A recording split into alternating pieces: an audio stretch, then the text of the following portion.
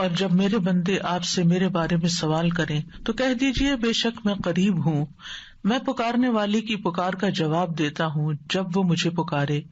تو ان کو چاہیے کہ وہ میرا حکم مانیں اور مجھ پر ایمان رکھیں تاکہ وہ ہدایت پائیں. فاستغفروه ثم توبوا إليه إن ربي قريب مجيب. سو اس سے بخشش مانگو پھر اس کی طرف پلٹ آؤ، یقیناً میرا رب قریب ہے، قبول کرنے والا ہے. اللہم لک الحمد لا الہ الا انت وحدک لا شریک لک المنان بدیع السماوات والارض ذی الجلال والاکرام. اے اللہ، ساری تعریف تیرے لیے ہے، تیرے سوا کوئی الہ نہیں، تو اکیلا ہے، تیرا کوئی شریک نہیں، تو بہت نوازنے والا ہے، تو آسمانوں اور زمین کا پیدا کرنے والا ہے، اے جلال اور اکرام والے رب. اللہم صلی علی محمد وعلی آل محمد کما صلیت علی ابراہیم وعلی آل ابراہیم انک حمید مجید. اللہم بارک علی محمد وعلی آل محمد کما بارکت علی ابراہیم وعلی آل ابراہیم انک حمید مجید. آج ہم انشاءاللہ رزق میں کشادگی کی دعائیں پڑھیں گے.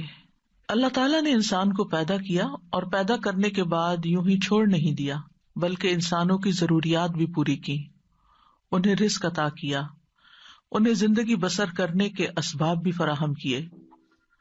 سورۃ الروم میں اللہ تعالیٰ فرماتے ہیں اللہ الذی خلقکم ثم رزقکم ثم یمیتکم ثم یحییکم هل من شرکائکم من یفعل من ذلکم من شیء سبحانہ وتعالی عما یشرکون.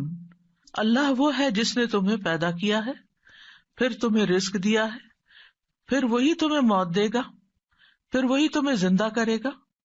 کیا تمہارے شریکوں میں سے کوئی ہے جو ان کاموں میں سے کچھ بھی کرے، یعنی زندگی دے اور رزق دے یا موت دے؟ وہ پاک ہے اور بہت بلند ہے اس سے جو وہ شریک ٹھہراتے ہیں. تو اللہ سبحانہ تعالی رازق ہے اور اس کی صفت الرزاق بھی ہے، یعنی بہت زیادہ رزق دینے والا. اس نے آسمان و زمین کی تخلیق کے وقت ہی زمین کے اندر معیشت اور رزق کے وہ سارے سامان رکھ دیے تھے جس کی زمین والوں کو ضرورت تھی. یعنی جب اللہ تعالیٰ نے زمین کو پیدا کیا تو صرف اس پلانٹ کو نہیں پیدا کیا بلکہ اس کے اندر اسباب رزق بھی پیدا کر دیے، اور جتنی بھی مخلوقات پیدا کی جو ان گنت ہیں، ہم گن نہیں سکتے. یعنی انسان تو انسان، انسانوں کے علاوہ جنات، پھر حیوانات، چرند پرند درندے، چیونٹیاں، کیڑے مکوڑے، سمندر کی مخلوقات جو ان گنت ہیں، جن کی صرف اقسام ہی ان گنت ہیں. تو صرف ان کو پیدا نہیں کیا بلکہ ان سب کے رزق کی جو ضروریات تھی وہ بھی زمین کے اندر رکھ دی.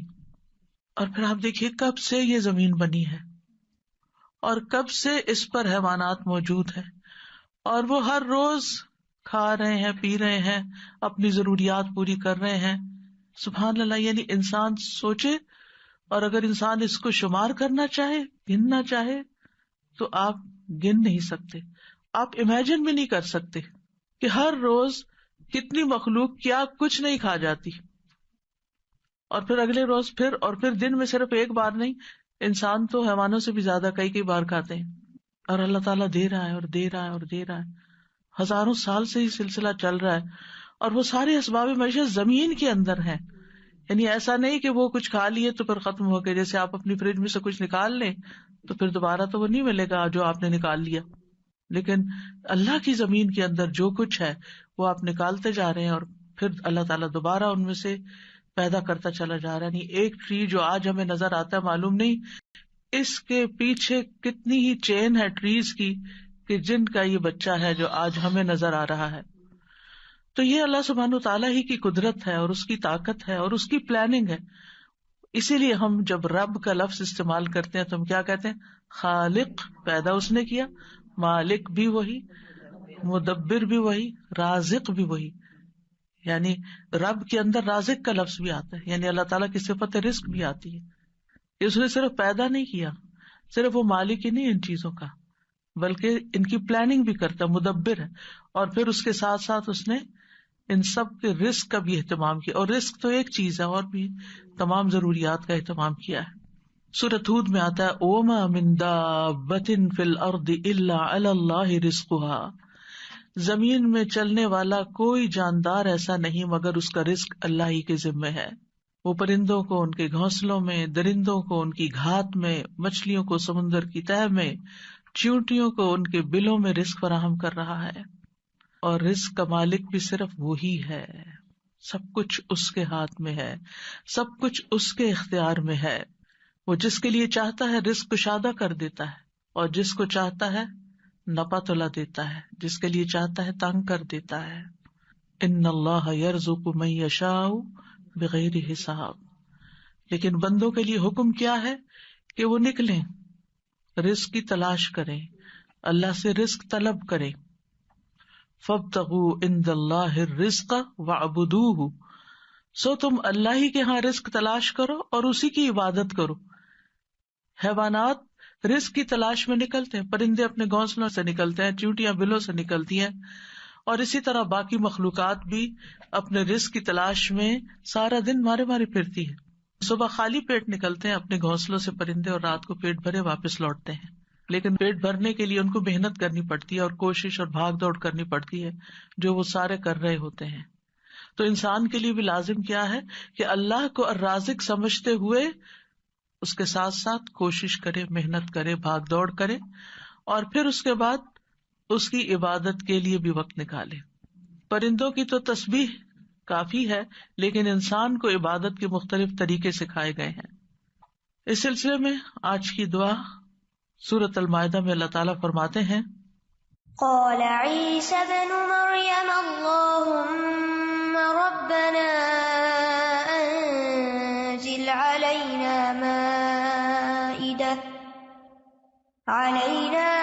مائدة من السماء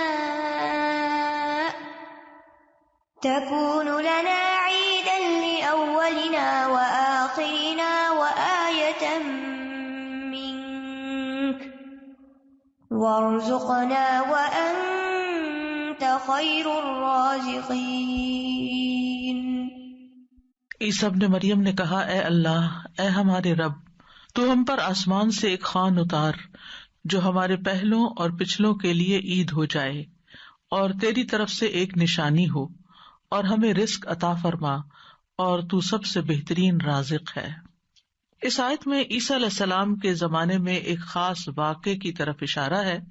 عیسیٰ علیہ السلام نے جب لوگوں کو اللہ تعالیٰ کی طرف بلایا تو حواریوں نے اس پر لبیک کہا، آپ پر ایمان لائے، اور ایمان میں مزید اطمینان کے لیے عیسیٰ علیہ السلام سے کہا کہ کیا آپ کا رب یہ کر سکتا ہے، اس میں یہ قدرت ہے کہ ہم پر آسمان سے تیار شدہ کھانا اتارے. یعنی ویسے تو اللہ تعالیٰ زمین سے رزق دے ہی رہا ہے، تو ہم چاہتے ہیں کہ وہ آسمان سے ہمارے لیے کھانے کے لیے ریڈی ٹو ایٹ ہمارے لیے خوان اتارے، یعنی پورا دسترخوان نیچے آئے. تو عیسیٰ علیہ السلام نے انہیں اس مطالبے سے روکا اور اللہ سے ڈرایا، کیونکہ یہ ایک طرح کا معجزہ تھا، اور معجزہ طلب کرنے کے بعد اگر کوئی شخص اللہ تعالیٰ کی بات نہیں مانتا تو پھر اس کی سزا بہت سخت ہے. لیکن حواریوں نے اپنے مطالبے کی 3 وجوہات بتائیں کہ ہم کیوں چاہتے ہیں کہ ہمارے ساتھ ایسا ہو. ایک یہ کہ ہم فکر معاش سے آزاد ہو کر، یکسو ہو کر اللہ کی عبادت کریں. دوسرے یہ کہ ہمیں یقین حاصل ہو جائے کہ آپ جو کچھ ہمیں کہہ رہے ہیں کہ یہ اللہ کی طرف سے ہے، وہ بالکل سچ ہے، حقیقت ہے، اور اللہ واقعی ہر چیز پر قدرت رکھتا ہے. اور تیسرے یہ کہ جب وہ دسترخوان نازل ہو تو پھر ہم سب خوش ہو جائیں. ظاہر ہے کہ اللہ کی طرف سے جو کھانا آئے گا تو اس کا تو پھر کیا ہی لطف ہوگا اور کیا ہی اس کا حساب ہوگا. تو ہم اس دن کو پھر خوشی کا دن بنا لیں، ہماری عید کا دن بن جائے، اور پھر ہم آئندہ بھی اس دن کو یاد رکھتے ہوئے ہر سال عید منایا کریں. جب ان کا یہ مطالبہ سنا تو عیسیٰ علیہ السلام نے نہایت عاجزی کے ساتھ اللہ رب العزت سے دعا کی. لوگوں کا یہ مطالبہ اللہ تعالیٰ کے سامنے پیش کر دیا، اور اللہ تعالیٰ سے دعا کی کہ لوگوں کو غیب سے رزق عطا فرمائے جو ان کے اگلوں اور پچھلوں کے لیے ایک یادگار خوشی کا دن بن جائے، اور یہ ایسا معجزہ ہو کہ لوگ اپنی آنکھوں سے دیکھ لیں کہ کس طرح آسمان سے اترا، یعنی وہ زمین کے رزق سے پھر مختلف چیز ہو، کیونکہ زمین کا رزق تو سب اپنی آنکھوں سے دیکھتے ہیں، جو کچھ زمین پیدا کرتی ہے اور جو سمندر سے اور مختلف سورسز سے ہمیں رزق حاصل ہوتا ہے، لیکن یہ جو آسمان کا رزق ہے obviously یہ زمین کے رزق سے مختلف ہوگا، تو اس سے ہمارا ایمان بڑھ جائے گا۔ تو عیسیٰ علیہ السلام نے عرض کی قال عیسی ابن مریم اللہم ربنا، آپ دیکھیے دعاؤں میں یا اللہم آتا ہے یا ربنا آتا ہے، یہاں عیسیٰ علیہ السلام نے دونوں صیغے استعمال کیے ہیں، اللہم ربنا یعنی حواریوں کا مطالبہ قبول کر کے اللہ سبحانہ وتعالیٰ سے نہایت عاجزی کے ساتھ دعا کی کہ اے اللہ، اللہم اے اللہ، ربنا جو ہمارا پالنے والا ہے، جو ہمارا رب ہے۔ اور اس سے یہ بھی ظاہر ہوتا ہے کہ عیسیٰ علیہ السلام اپنے آپ کو نہ اللہ سمجھتے تھے، نہ اللہ کا بیٹا، اور نہ ہی رب سمجھتے تھے، بلکہ وہ اللہ سبحانہ تعالیٰ کو یا اللہ اور یا رب کہہ کے پکار رہے تھے۔ تو اس سے کیا ظاہر ہوتا ہے کہ وہ خود رب نہیں تھے، اور نہ ہی وہ اس کے قائل تھے، اور نہ ہی وہ کسی چیز میں اپنا کوئی اختیار سمجھتے تھے۔ اور پھر یہ بھی دیکھیے کہ حواریوں نے عیسیٰ علیہ السلام سے یہ کیوں کہا کہ آپ دعا کریں؟